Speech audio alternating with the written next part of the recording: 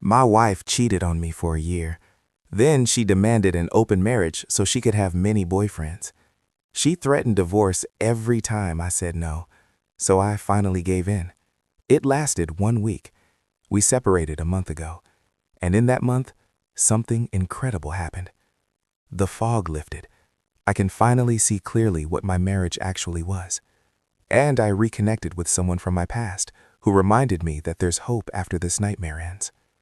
This is my story, and if you're in the darkness right now, I need you to hear this. I'm 45 years old. My wife is 34. We've been separated for 1 month now. Just 1 month. But in that short time, everything has changed. Not my circumstances, not her, but me, my clarity, my perspective, my hope for the future. She admitted to cheating 10 months ago, but the affair itself had been going on for a full year before she confessed. Think about that. An entire year of lying. An entire year of betrayal. An entire year of me living in a false reality, while she was living a double life. And despite every effort I made to reconcile, despite everything I tried to save our marriage, she didn't want reconciliation. She wanted an open marriage. She wanted permission to have many boyfriends, plural. Not just one person she'd fallen for. Not just a mistake she regretted. She wanted a lifestyle where she could date multiple men while keeping me as her husband. We fought every single time she asked if she could go on a date with another guy. Every time. And every single time I refused, she used the same weapon, the threat of divorce. If you don't let me do this, I'll divorce you. If you don't give me what I want, I'm leaving. Over and over. Using my fear of losing her to manipulate me into accepting the unacceptable. One day, I found out she had snuck back onto the dating app she'd been using, the one she promised she'd deleted, the one she said was part of her past. She was back on it, actively, looking for her next date, her next boyfriend, while married to me, while living in our house, while I was trying desperately to save what we had. We fought for days, endless, exhausting, soul-crushing fights, until I finally broke, until I finally gave in. Fine. Okay. Open marriage. But you have to come home every night. That was my one condition, my one pathetic attempt at maintaining some boundary, some last shred of dignity. You can date other men, but at least come home to me. That arrangement lasted for 1 week. 1 week before it became clear that this wasn't sustainable, that I couldn't live like this, that no amount of love or history or shared life could make this okay.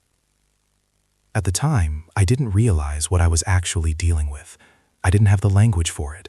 I didn't understand the pattern, but now I do. I was married to a covert narcissist. 10 years together, 7 years married, and I had been completely sucked in, completely blinded, unable to see what was right in front of me. The first week of separation, I held my ground. I maintained no contact. I stayed strong. I didn't reach out. I didn't beg. I didn't try to fix things. I just existed in the aftermath of what had happened. The second week, I found out she had already gone on 2 dates. 2. In 1 week of being separated, while I was at home processing the end of my marriage, she was out there living her best life, dating, moving on, not even pretending to grieve what we'd lost. I confronted her about it, and she deflected. Of course she did. That's what narcissists do. They turn everything around. They make you feel crazy for being upset about things that should upset any reasonable person. They gaslight you into thinking your pain isn't valid. But here's where the story changes. Here's where the good news starts. The third week of separation, I made a decision. I decided I didn't want to be lonely and sad all the time anymore.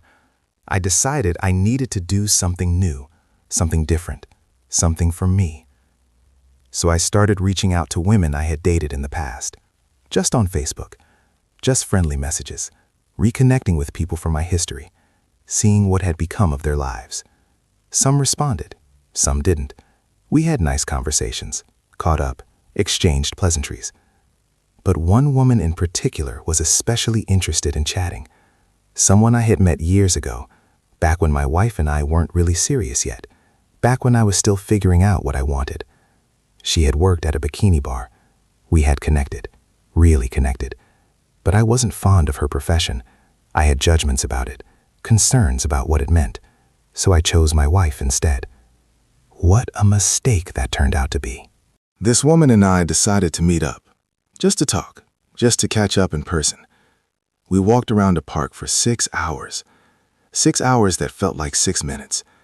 We talked like it had only been a few months since we'd last seen each other, instead of years. The conversation flowed.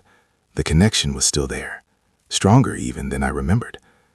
She's been divorced for 5 years. She's been single ever since. Not because she couldn't find anyone, but because she's been working on herself, healing, growing, becoming grounded. She's an assembly technician now at a tech company, a completely different career from when I knew her. She's a devout Buddhist follower. She radiates this calm, centered energy that I desperately needed to be around. She felt grounded in a way my wife never was. We talked about divorce, about what comes after, about how to handle the process, about how to rebuild your life when everything you knew falls apart. And she gave me hope, real, tangible hope for happiness post-divorce. She showed me through her own example that life doesn't end when a marriage ends, that you can be okay, that you can even be better than okay. She still looks amazing, absolutely stunning. And at one point during our walk, she told me something that sent my mind to heaven. She said that seeing me again, talking to me, connecting with me, made her want a relationship again for the first time in 5 years. Me, after everything I'd been through, after feeling worthless and unwanted and not enough for my wife, this incredible woman was telling me I made her reconsider being single. That moment changed everything. It showed me that my wife's treatment of me wasn't about my value. It was about her brokenness, her narcissism, her inability to appreciate what she had. My point in sharing this isn't to brag. It's not to say everyone should immediately start dating. It's to give you hope, to show you what's possible when you stop clinging to something broken and start moving forward. Reach out to people, socialize. Don't isolate yourself in your pain. Meet people who have been through divorce and can understand what you're going through. People who've survived it and come out the other side.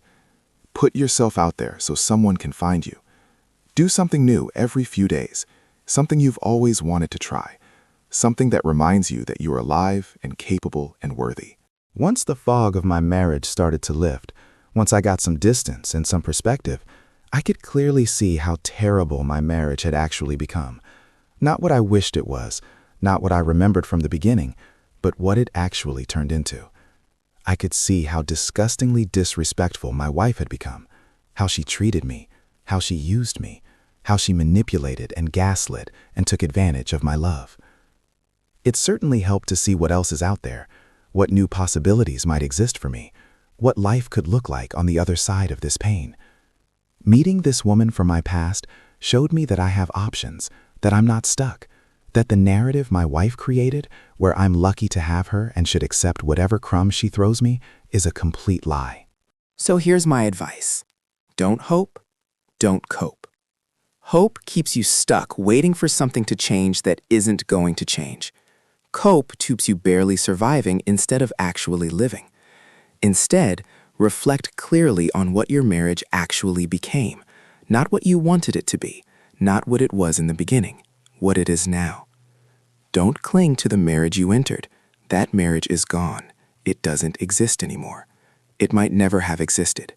The person you married might have been a mask, a performance, and now you're seeing the reality.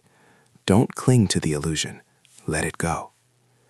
Keep moving forward every day, even when it's hard, even when you don't want to, even when it hurts. Keep putting one foot in front of the other. Keep trying new things. Keep reaching out. Keep allowing yourself to imagine a future that doesn't include the person who hurt you. A month ago, I couldn't have written this.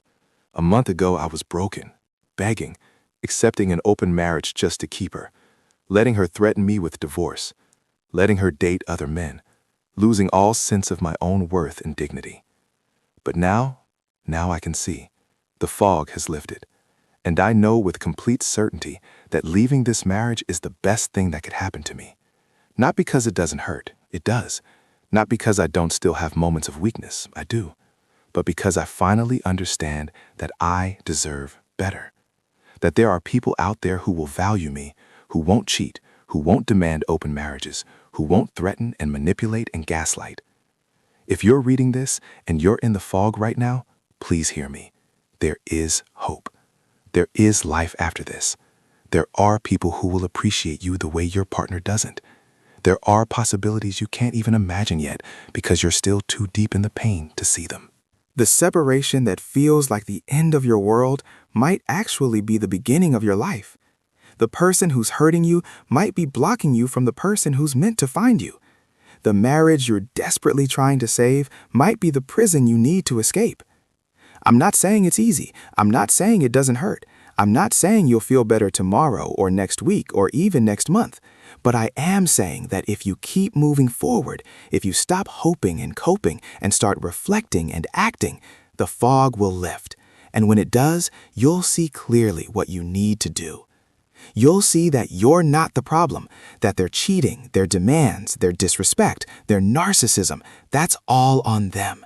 You'll see that you have value, that you're worthy of real love, that you deserve a partner who chooses you every day without needing threats or ultimatums. And you'll see that life goes on, that happiness is possible, that connection exists, that you're not doomed to be alone or to settle for someone who treats you like garbage. It's only been a month, just 30 days, but I'm already a different person than I was when this started. I'm already seeing clearly. I'm already moving forward. I'm already finding hope. And if I can do it, after 10 years with a narcissist, after being cheated on for a year, after accepting an open marriage out of desperation, after being threatened with divorce for setting boundaries, you can do it too. Don't hope, don't cope, reflect, act, move forward. The fog will lift, and when it does, you'll wonder why you ever fought so hard to stay in the darkness. If this story gave you hope, please hit that like button and subscribe to the channel. Drop a comment below and tell me where you are in your journey. Are you still in the fog? Is it starting to lift? Have you made it to the other side? Share your story, your perspective, your hard-won wisdom. We're all in this together. We share real stories like this every week. Stories about separation, clarity, narcissism, and finding hope when everything feels hopeless. If you want to see more content like this, visit our channel and turn on notifications. Remember, the end of a toxic relationship isn't the end of your story. It's the beginning of the next chapter, and that chapter can be better than anything you've experienced so far. Thanks for watching, and I'll see you in the next one.